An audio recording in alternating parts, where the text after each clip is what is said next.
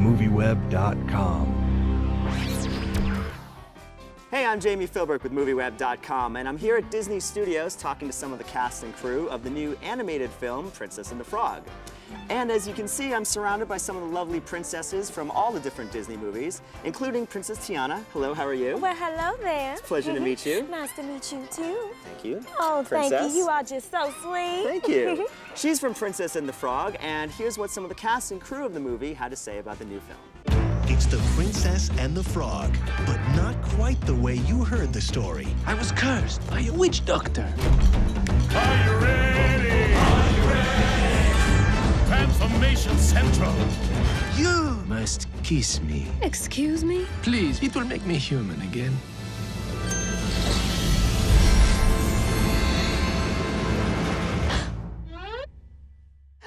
So in the film, you get to fulfill every young girl's dream and play a real classic Disney animated princess. Was that always a dream for you, and what was it like to do that?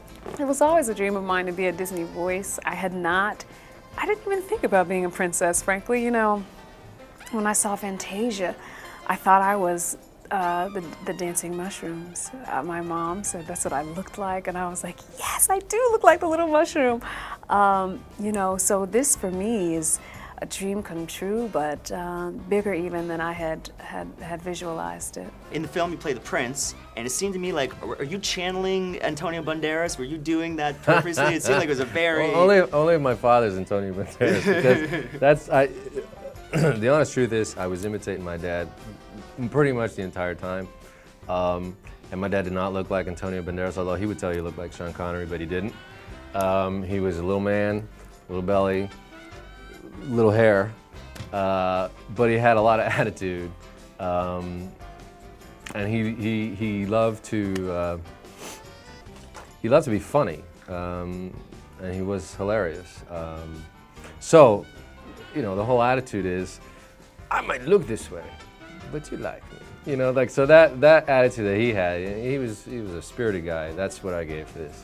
I think it's done, Daddy. Yeah, are you sure? Mm-hmm. Absolutely positive? Yes. Okay, I'm about to put this spoon in my... Wait! Done. What?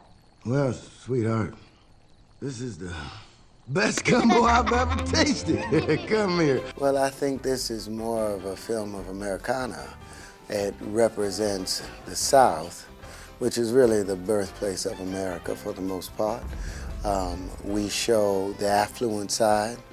We also show the side of poverty. But we show that each side has something to contribute. You know, John Goodman, what he did with his daughter Charlotte, you know, she was a good girl, and he taught her and shared with her the gifts that he could. The same way with James. Although he didn't have much materially, he gave her gifts of heritage, you know, with cooking and with hard work ethics that would pass on to time indefinite. And out of nowhere, all the humans leave the picture for most of the film. And it's no longer about just African-American family. It's about all creation, all of the frogs, all of the alligators, all of the bugs, all of the dreamers, including the stars. Finally, they all come together as a result of hard work and joint effort. That's what this film is about.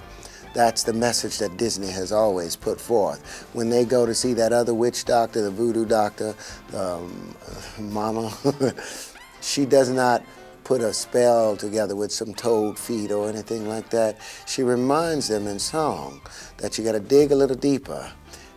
Forget about what you want. Go after what you need. That's what the world needs right now, to remember that that's where we are in time. We gotta work hard. You've actually played some really nasty characters in your career, and this is another one, this nasty character in this film. So how do you think this character ranks with some of the other, you know, mean villains that you've got? Oh, this goes, again, goes back on one of the top of my list. You know, it's funny because, I mean, he's sort of similar to the chimney man that I played in Jelly's Last Jam, well, actually he's not similar, but I mean they have a relationship. They're not the same by any means. Chimney Man was related to a voodoo character called Baron Samedi. Baron Samedi is the liaison between this world and the next. He's neither good nor evil, but he will lead you to where you have to go. Facilier is a conjure man who uses the power and the magic of the voodoo to get his own ends, and so because of his selfishness, the motivation can be said to be evil. And whether he is evil inherently or not, that remains to be seen. But he uses it for selfish purposes, which can be, equated with evil, or the dark side, as opposed to Madame Odie, who's a light worker. She works on the light side for people's greater good. And actually, Jenifer, I wanted to ask you, you've been known for playing some very loving mothers in television and films, very loving roles. And in this film, very much your character is maybe the mother of the Bayou. She's the fairy godmother. So was it easy to sort of slip into that for you? Most definitely. The only challenge with Mama Odie was she didn't have no lips. That was all. I had to enunciate every day.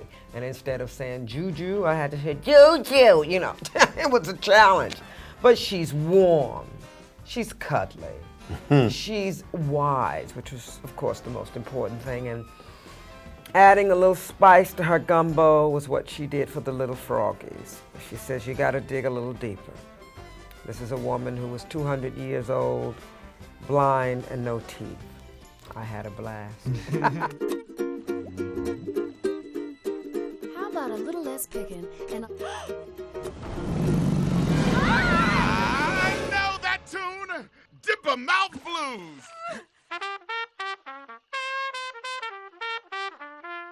Play it, brother. Oh, yeah.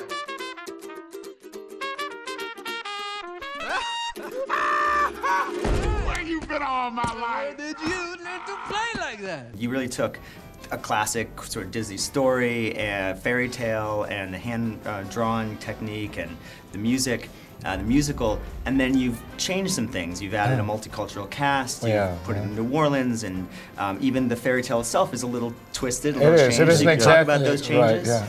Well, there are several twists in terms of this that we wanted for this film particularly to kind of recapture a kind of classic Disney feeling, what you love about that, but also to kind of reinvent it a little bit at the same time. So we have kind of all the sort of fairy tale elements you expect to see, but our Wicked Witch is kind of a fortune teller who works the French Quarter in New Orleans. Our king is the richest man in Louisiana. And our fairy godmother is sort of a wise woman out in the bayou, 200 years old, and has a seeing eye snake, a blind woman with a seeing eye snake. And New Orleans and it's an American fairy tale, which is a first for Disney, and New Orleans seemed like a great city to set an American fairy tale. And certainly our princess, African American, and the first one that ever actually held down a job, I think, and has a career goal. That's never been done before. The princess. We felt that was a way of making her a modern princess and part of New Orleans, and somebody that today's audience and us as well could really get behind and sympathize with. And this is a musical, like many of the other fairy tales, but because of the richness of the music of New Orleans, it's a little bit of a different kind of music and what Randy Newman brought to that. It's kind of, there again, a gumbo of all these different styles that we sort of experienced when we visited New Orleans in the Jazz Fest, but there's Zydeco and gospel and jazz and Dixieland and so many sort of styles of that period of the 1920s that I think all give it its kind of unique flavor. The music in the film, it's New Orleans-based jazz music style. Is that what really attracted you to this project, the opportunity to get to use that kind of music? John Lester asked me to do it, and that's what attracted me. I mean, I can't really say no to him, I don't think.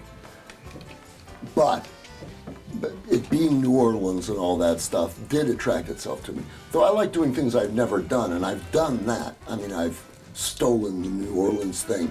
I mean, I've done way more than I'm entitled to by the amount of time I've spent there. I've really flogged the idea of being from New Orleans, and it's very peripheral, my actual stay in New Orleans.